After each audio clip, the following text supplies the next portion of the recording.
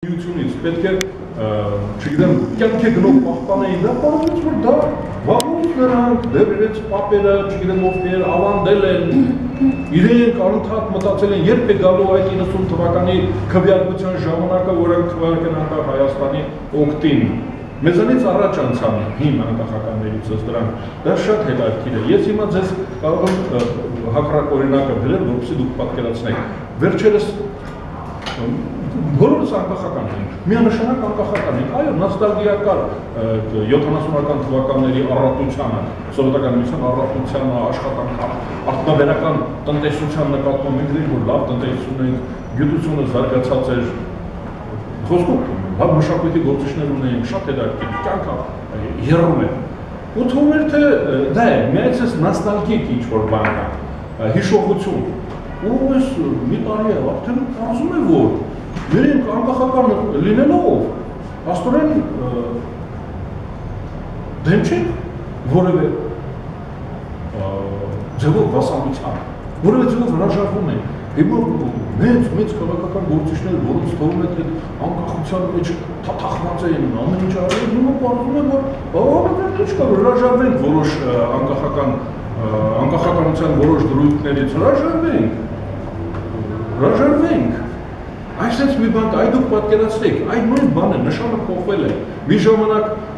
բռնապետության եւ անազատության կողմնակիցները մի գիշերվա մեջ դարձան անկախական, հիմա էլ մի գիշերվա մեջ անկախականները, հայտարարված անկախականները հասարակության մեջ եւ քաղաքական դաշտում հայտարարեցին, բացահայտ ասացին, որ մենք երազել ենք այդ մաքսային միությունը, եվրազիական միությունը, ընդհանրապես տարեք մեզանից այս անկախության բեռը։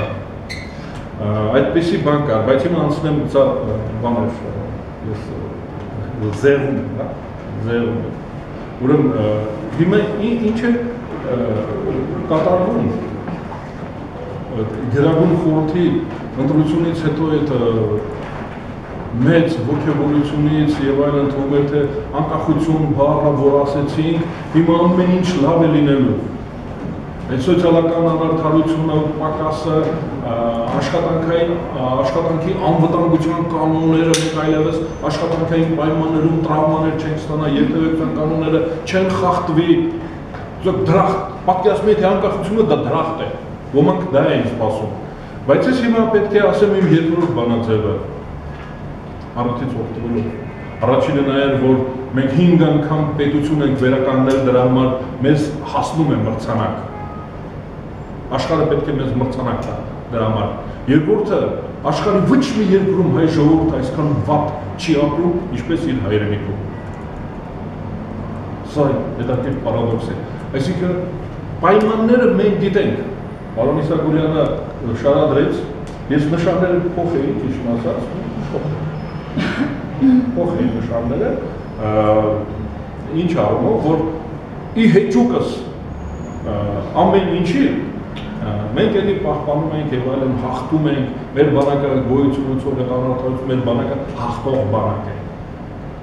Դա ամենամեծ քննությունն է, ես բանակը ուզում պաշտպանել իմ տնօրենը, դու ես պաշտպանում, միասին պաշտպանենք բանակը, գնանք բանակ, հա, գնանք բանակ։ Ուրեմն բոլոր այդ խոչընդոտներով հանդերձ մեր բանակը հաղթում է, բոլոր այս դժբախտությունները, այս թշվառությունը, այս բոլոր անարդարությունների պայմաններում հայ ժողովուրդը կարող է ստանալ երկրորդ մրցանակը, կարող ենք ներկայացնել, որ մենք այստեղ ապրում ենք, մեր հայրենիքն է սա, այսքան վատ պայմաններում, այսքան մեր կարծիքով անարդարությունների պայմաններում մենք մնում ենք, պահում ենք մեր երկիրը եւ մենք հույս ունենք, մենք այդ ուղղությամբ աշխատանք ենք կատարում, այս մեր հանդիպումը ուղղված է հենց դրան, որ կմիացնեն լիֆտը, ռոտացիան կսկսվի, ինչ որ իշխանությունը պետք է անի, թող իշխանությունն անի, ինչ որ ընդդիմությունը պետք է անի, թող ընդդիմությունը անի, ինչ որ ժողովուրդն է անելու, հասարակական կազմակերպությունները թող անեն, մենք իրավունք ունենք լավ ապրելու, մեր ժողովուրդը իրավունք ունի, թող բոլոր ամեն մարդ իր գործը լավ անի, ով լավ չի անում, թող հեռանա։ Այդ ես քեզ եմ անում, էլի, հեռացնել է պետք նրանց, ովքեր որ իրենց գործը լավ չեն անում, մենք արժանավոր սերունդ ենք, մեր կյանքը պետք է լավը լինի։